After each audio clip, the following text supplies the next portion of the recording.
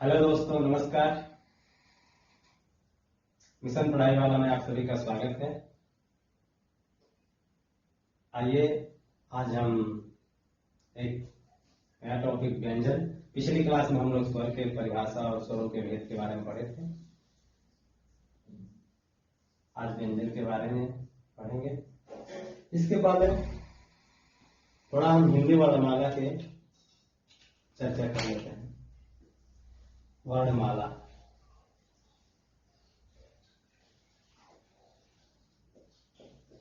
वर्णमाला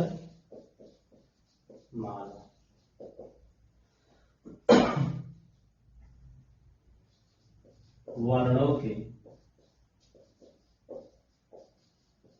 क्रमबद्ध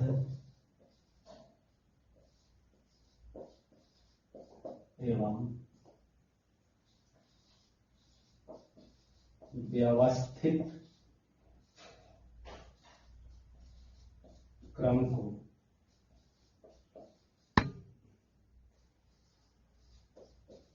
वर्णमाला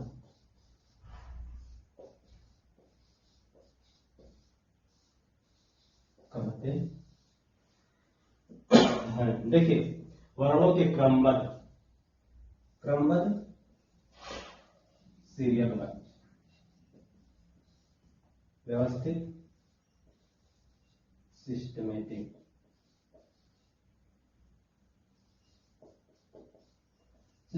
देखिए कैसे कि एक क्रम आएगा तो इसके बाद यही क्रम आना है, इसको बोलते हैं क्रमबद्ध।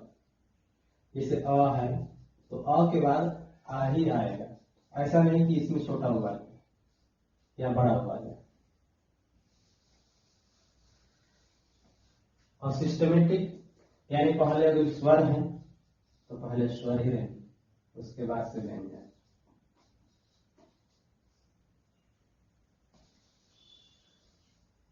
हिंदी वर्णमाला में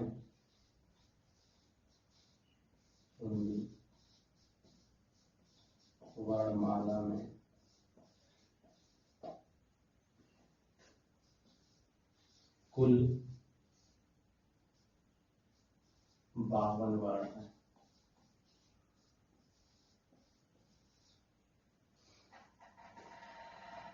बावन वर्ण है।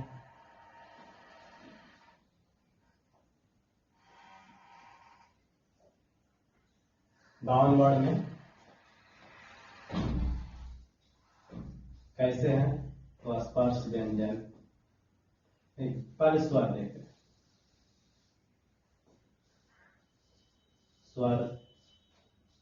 स्वरों की संख्या 11, अयोगवाह संख्या 2, स्पर्श व्यंजन संख्या 25, अंतस्थ व्यंजन संख्या 4, उष्ण व्यंजन उनकी संख्या 4, संयुक्त व्यंजन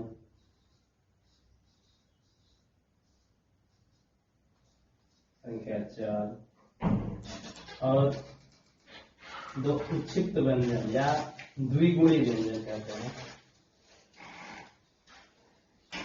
द्विगुणी व्यंजन इनकी संख्या 2।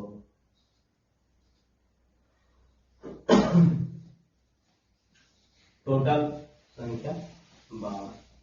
देख लीजिए 1 2 3 5 3 8 8 और 12 8 20 20 2 22 2 1 3 3 2। ये वर्णमाला में 52 वर्ण है। कभी कभी पूछता है प्रश्न में व्यंजन की संख्या, व्यंजनों की संख्या व्यंजनों की संख्या। तो व्यंजनों की संख्या में बस यह स्पर्श, अंतस्थ और उष्ण यही बस को देता है। 25 4 29 33 35। और मुख्यतः जब पूछता है मुख्यतः व्यंजनों की संख्या, तो इसमें दो गुणी जो व्यंजन है ये दो जुड़ जाते हैं, यानी 35। तो आइए व्यंजन के बारे में पढ़ते हैं आज हम। जैसा कि पहले ही हम कहे थे टॉपिक में कि स्वर के बारे में पिछली क्लास में हम लोग पढ़ चुके हैं, आज व्यंजन के बारे में पढ़ेंगे।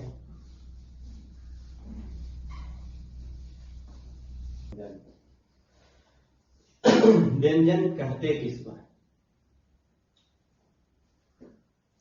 जिन शब्दों का उच्चारण करने में, नहीं, जिन वर्णों का उच्चारण करने में, सॉरी, जिन वर्णों का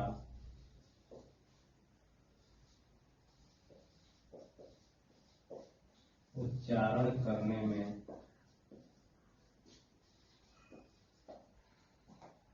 स्वर वर्ण की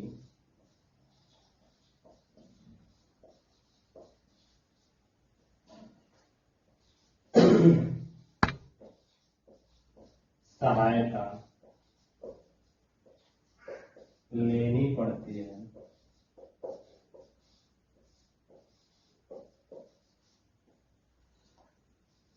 उन्हें व्यंजन कहते हैं।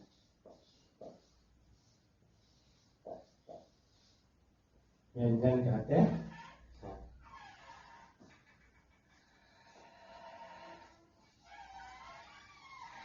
व्यंजन व्यंजनों को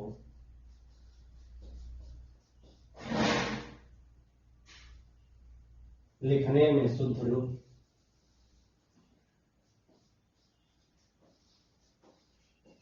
लिखने में शुद्ध रूप, उनके नीचे हलंत लगाते हैं।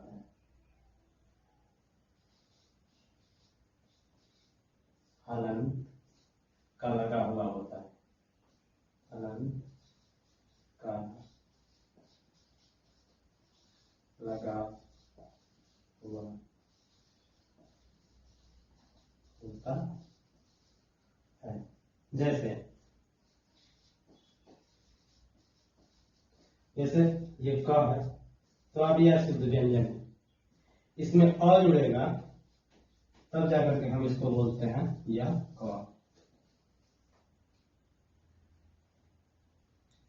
व्यंजनों को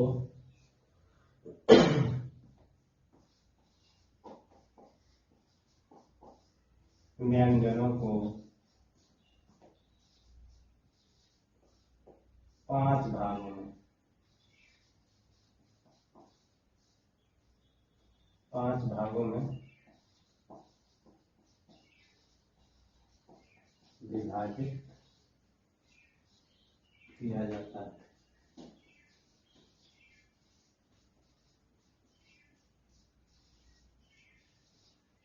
देखिए, जिन वर्णों का उच्चारण करने में हमें स्वर वर्ण की आवश्यकता लेनी पड़ती है या सहायता लेनी पड़ती है, आवश्यकता पड़ती है, तो उन्हें हम व्यंजन कहते हैं। व्यंजन को लिखने में शुद्ध रूप अगर जो होता है तो उनके नीचे हलंत लगा होता है। जैसे ये देखिए, ये शुद्ध है, क्या है? व्यंजन है।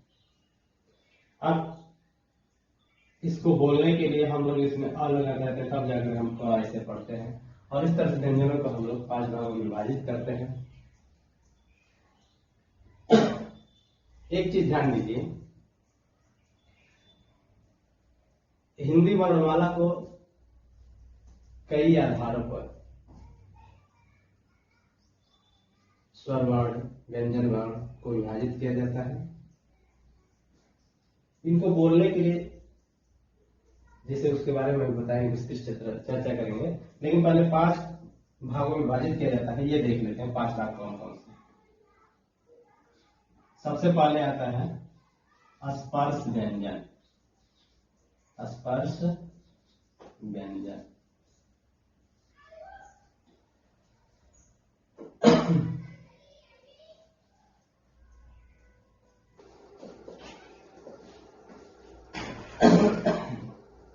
स्पर्श व्यंजन, देखिए स्पर्श व्यंजन क से म तक होते हैं। क, ख, ग, घ, अंग, च,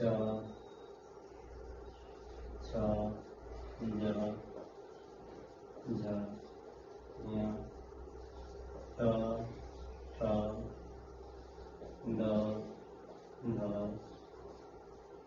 ढ़, त, थ, द, ध, न, प, फ, ब, भ, म। ये क से लेकर म तक स्पर्श व्यंजन। स्पर्श व्यंजन को देखिए, यह इधर से एक बार देख लीजिए, चारों तरफ से देखेंगे तो ये 5 5 की संख्या में, इधर से 5 संख्या में, इधर से 5 संख्या में, इधर से 5, इधर से 5 संख्या में, तो 5 का स्क्वायर यानी 5 का वर्ग करेंगे, इनकी संख्या 25। इस आधार पर इन्हें वर्गीय व्यंजन भी कहा जाता है। इसके बाद आता है अंतस्थ व्यंजन। अंतस्थ व्यंजन, अंतस्थ व्यंजन य, र, ल, व, इनको हम अंतस्थ, अंतस्थ माने अंतः धनस्थ, यानी जो भीतर निवास करने वाला, यानी इनको बोलने में हमारी जो जिह्वा होगी वह थोड़ा सा स्पर्श करती है, जैसे य, र, ल, व। इनको अर्ध स्वर भी कहते हैं, अर्ध स्वर। क्यों? क्योंकि इनका निर्माण जैसे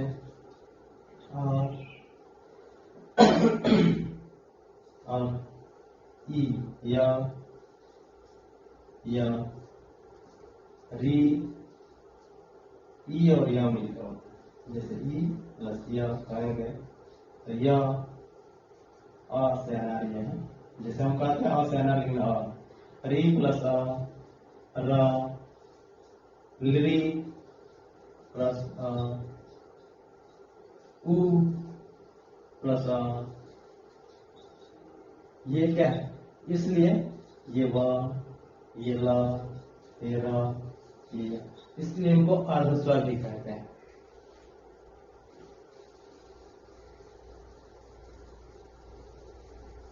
इसके बाद है ऊष्म व्यंजन। ऊष्म व्यंजन, ऊष्म व्यंजन स, श, स, अ, यह ऊष्म व्यंजन। संयुक्ताक्षर, संयुक्त व्यंजन, संयुक्त व्यंजन। संयुक्त व्यंजन में देखिए इनकी एक खासियत होती है कि एक वर्ण आधा होगा और पूरा एक वर्ण जो है कि पूरा होगा, तो इससे निर्माण होता है, जिनको संयुक्त व्यंजन कहते हैं। जैसे छ, आधा त प्लस र, ये त्र,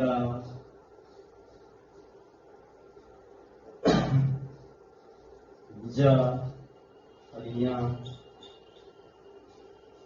ज्ञ, स और र, स्त्र। तो ये जो है इसके शुद्ध रूप भी होते हैं। इसे कभी कभी कहा जाता है संयुक्त जो वर्ण होते हैं व्यंजन, यह शुद्ध रूप भी होते हैं। छ, त्र, ज्ञ और ये स्र।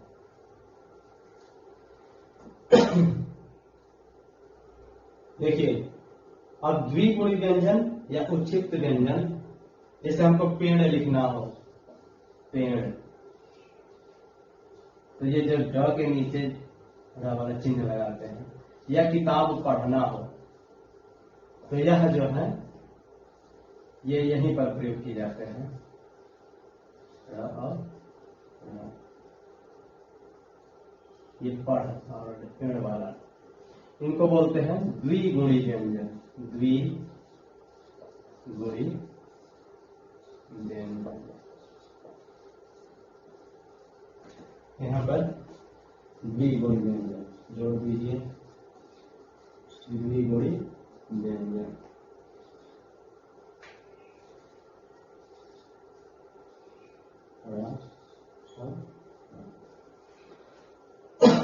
यही हमारे वर्णमाला में जो व्यंजन है उनकी संख्या। कभी कभी आगत व्यंजन के बारे में जानते हैं, आगत व्यंजन, आगत व्यंजन पूछ देता है, आगत व्यंजन कौन है, तो उस समय जो होता है ये चार, ये दो। कभी कभी वर्णमाला में जिस समय आपको जो पूछता है व्यंजनों की संख्या, व्यंजन वर्णों की संख्या 39 से है, तो उस समय ये द्विगुणी व्यंजन को जोड़ नहीं करेगा, यानी नहीं जोड़ेगा। और अगर जो उस समय क्या होता है, वो जिनको छोड़ता है तो इनको जोड़ता है, और इनको जोड़ेगा तो इनको छोड़ेगा।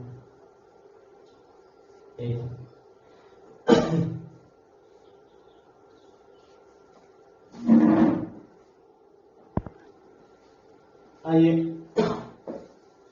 वर्णों की उच्चारण स्थिति के अनुसार प्रयत्न, प्रयत्न के आधार पर प्रयत्न। सबसे पहले वर्णों का उच्चारण करने के लिए जो कंठ, तालु, मूर्धा इत्यादि, यानी जो उच्चारण से पहले जो क्रिया की जाती है उसे प्रयत्न करते हैं। वर्णों के उच्चारण के लिए, और यह जो है दो प्रकार के होते हैं, एक आभ्यंतर प्रयत्न और एक दूसरा होता है बाह्य प्रयत्न। आभ्यंतर प्रयत्न 5 होते हैं, जिनमें पहला अस्पृष्ट, यह क से म तक के स्पर्श व्यंजनों को दर्शाते हैं, जिनमें उनके उच्चारण स्थिति को बताया गया है, अस्पृष्ट कहा जाता है। दूसरा है ईसत, ईसत स्पृष्ट,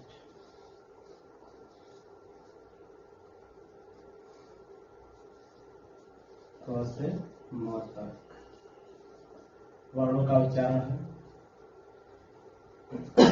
ईसत स्पृष्ट में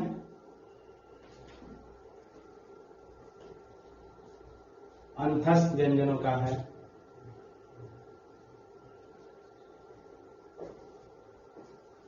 ईसत स्पृष्ट अंतस्थ व्यंजन, अंतस्थ व्यंजन या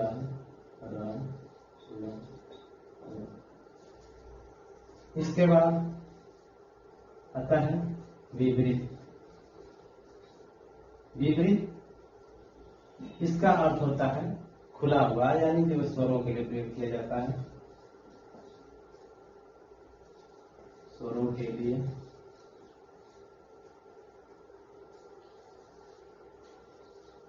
ईसत विपरीत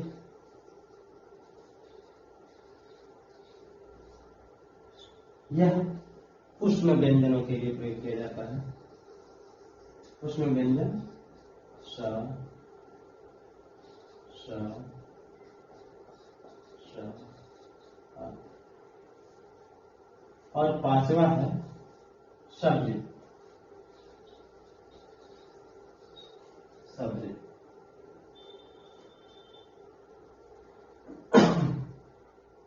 ये विवृत था, आधा का पूरा का है, आधा का पूरा।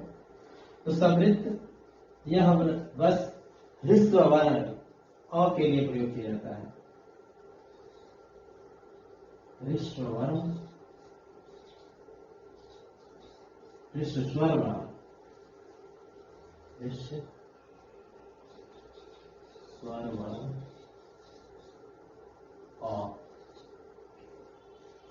ह्रस्व स्वर वर्ण अ। तो ये है आभ्यंतर प्रयत्न।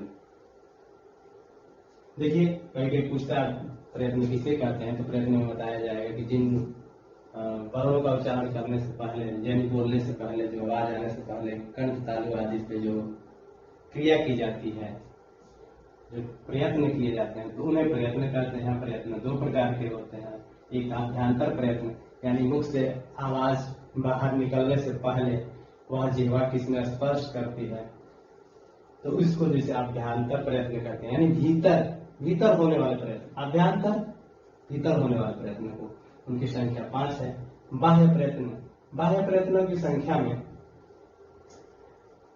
उस तरह से बाह्य प्रयत्नों की संख्या 11 बताई जाती है, लेकिन महर्षि पतंजलि ने इनको 8 भागों में विभाजित किया है। और इसलिए इनमें से जैसे नाद है, घोष है, सघोष है, अल्प प्राण, महाप्राण, तो इस आधार पर भी व्यंजनों से प्रश्न आते हैं कि अल्प प्राण किसे कहते हैं, महाप्राण किसे कहते हैं। तो आइए हम बाह्य प्रयत्नों में से भी कुछ प्रकारों के बारे में पढ़ेंगे। बाह्य प्रयत्न, बाह्य ऐसे था,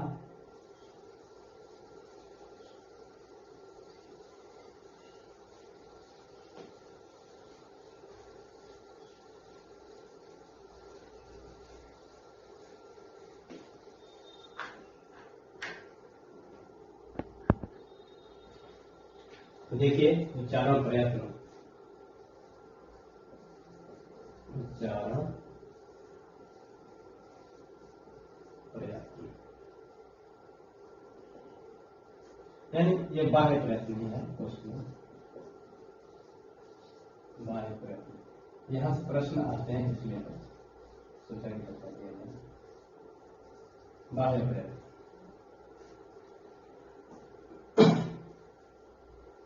स्वर तंत्रियों के आधार पर, यानी वर्णों के उच्चारण में स्वर तंत्रियों के आधार पर,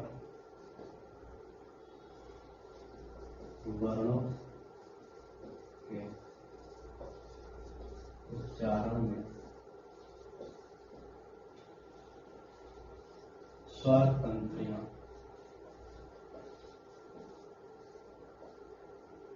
स्वर तंत्रियों के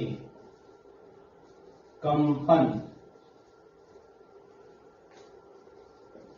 के आधार पर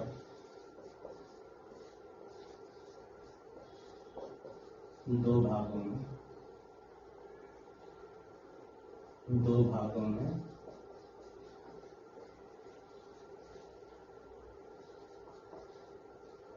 बांटा जाता है।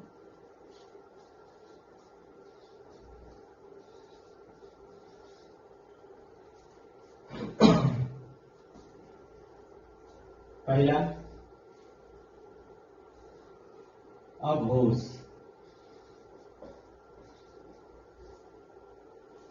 और दूसरा होता है घोष। घोष या स्वघोष, या स्वघोष। इसमें एक नंबर घोष, अघोष या घोष, सघोष या अघोष ऐसे डाल सकते हैं, इसमें कोई दिक्कत नहीं है।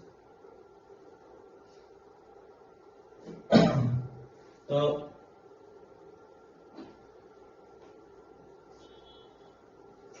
ये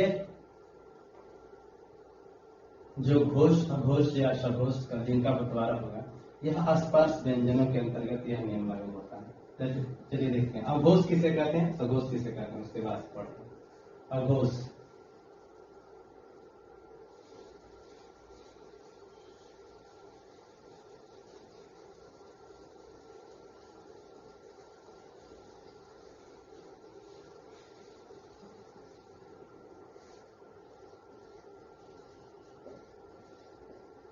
अघोष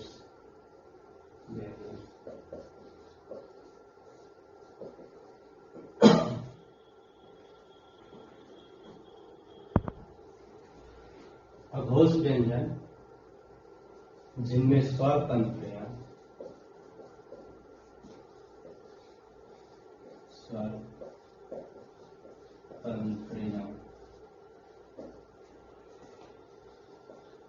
कंपन नहीं करती है,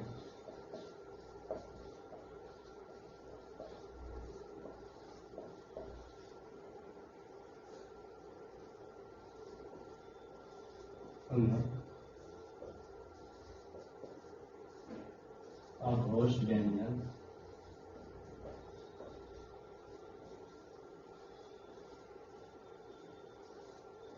कहते हैं।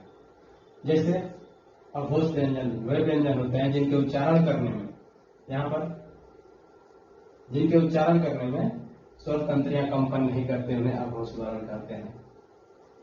और यह व्यंजन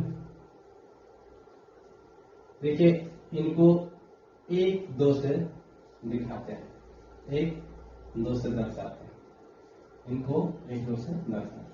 जैसे कैसे व्यंजन करने में, अगर जो पहले हम बोलते हैं क ख, क ख बोलते हैं तो क और उसके बाद से ख, इसमें हमारी जो जिह्वा है, स्वर तंत्री है, यह कंपन नहीं की क ख। लेकिन जब कहेंगे ग घ अंग, तो यह क्या होगा, इसमें स्पर्श होगा। तो इसीलिए इनको 3, 4, 5 यानी उसने सघोष ने, चलिए अघोष, अब इसमें सघोष देखिए, इसको घोष या सघोष।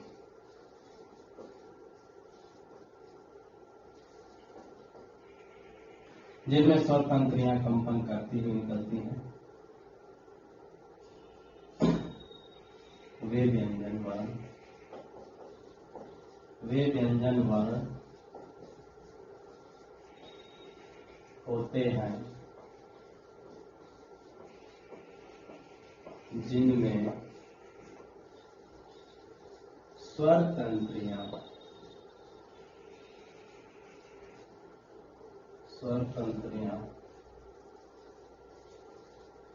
कंपन करती हुई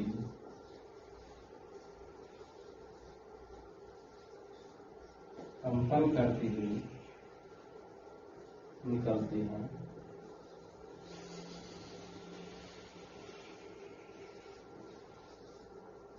उन्हें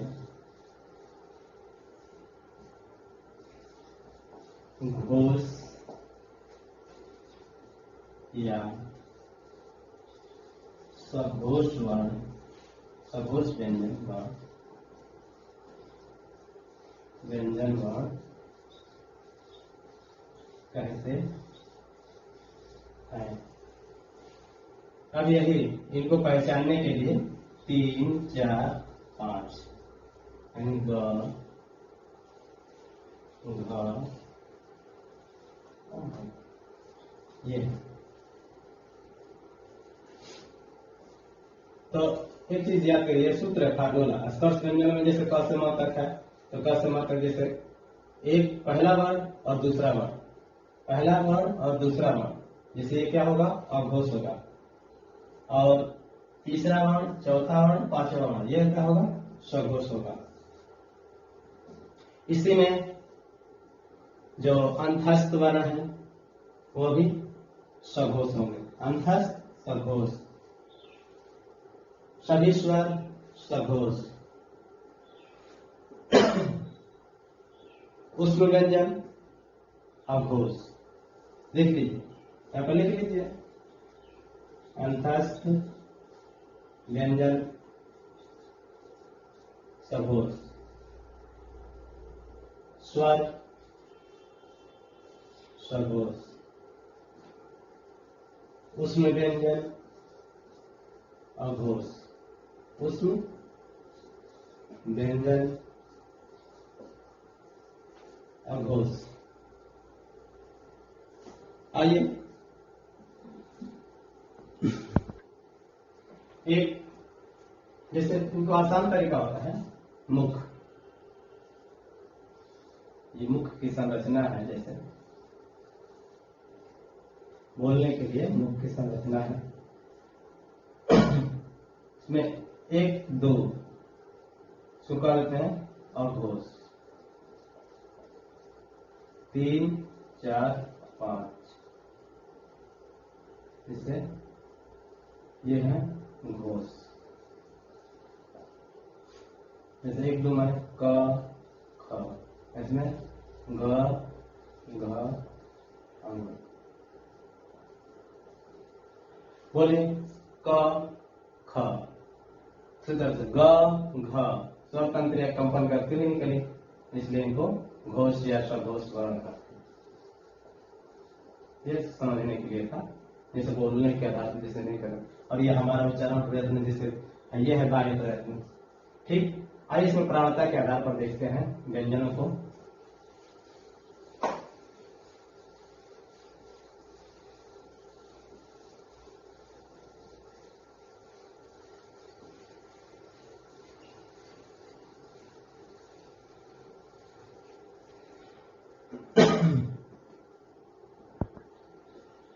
प्राणता के आधार पर प्राण का अर्थ होता है, प्राण का अर्थ होता है श्वास या वायु।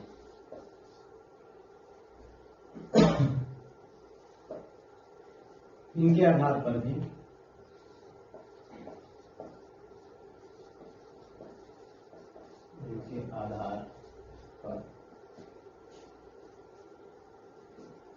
दो भागों में विभक्त किया गया है।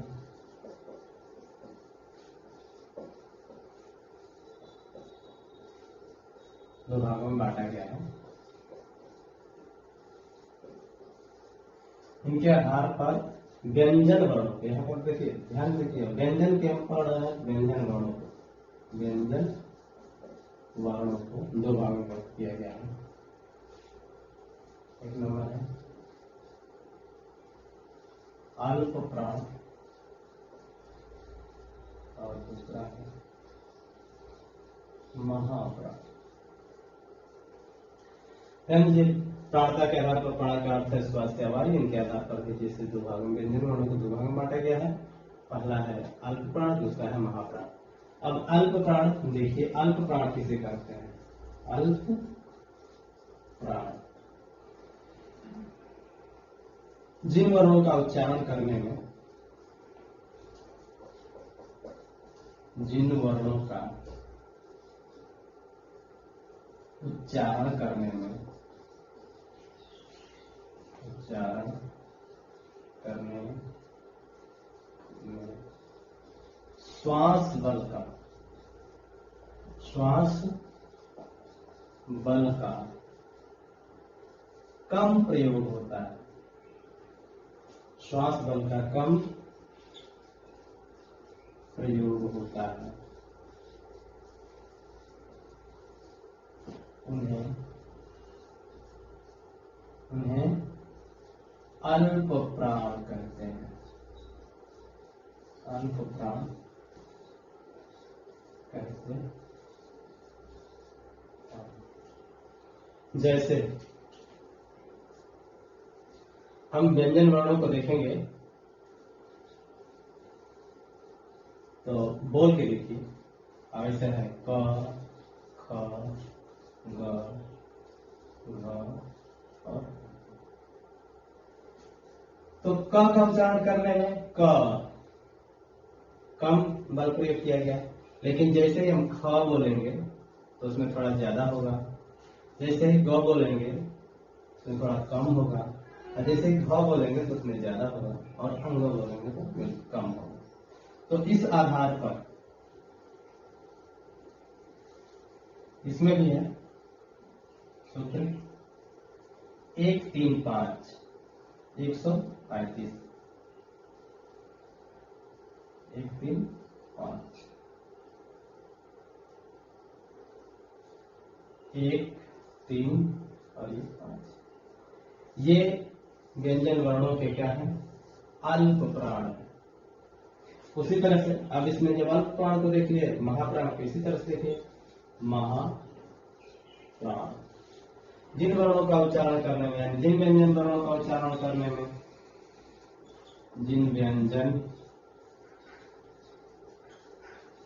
वर्णों का उच्चारण करने में, उच्चारण करने में श्वास बल का, श्वास बल का,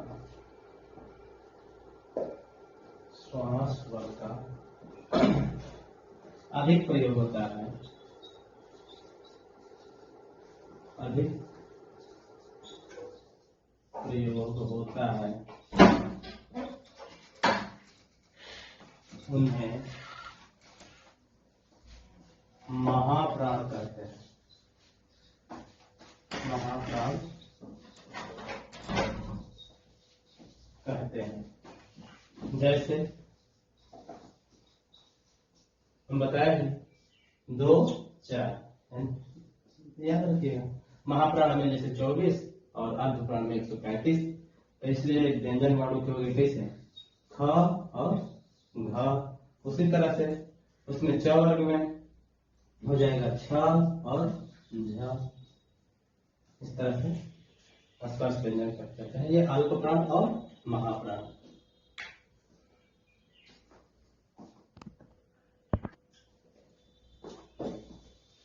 अब आइए, इसमें बस व्यंजन वर्णों की अब समाप्ति हो गई। थोड़ा सा इसमें जैसे देख लेते हैं, कुछ प्रयोग ऐसे होते हैं जिनको हमें जानना जरूरी होता है, वो भी व्यंजन वर्ण के अंतर्गत से पूछा जाता है। हलन, हलन का चिन्ह होता है ऐसे, जब कभी दो वर्णों को, किन्हीं दो वर्णों को जोड़ने में अगर असुविधा होती है तो यह हलंत वर्ण का प्रयोग किया जाता है। जैसे पद्मा, ठीक, रेफ। जब व्यंजन वर्णों में र का प्रयोग ऊपर की तरफ किया जाता है, जैसे इसे इसका सिंबल होता है, जैसे धर्म, गर्म, तो इस र को हम कहते हैं रेफ। और एक चिन्ह प्रयोग किया जाता है चंद्र, चंद्र, इसको इसे दर्शाते हैं। और यह अक्सर अंग्रेजी के शब्दों में प्रयोग किया जाता है, जैसे अंग्रेजी शब्दों को हिंदी में लिखने के लिए, जैसे नॉलेज, कॉलेज, ये है।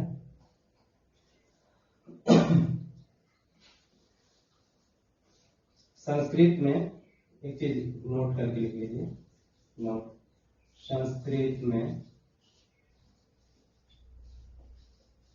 स्वरों को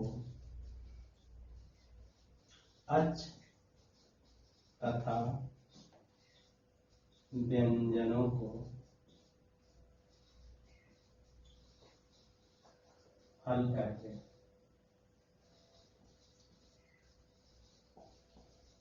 हल करते हैं। आज के लिए इतना ही।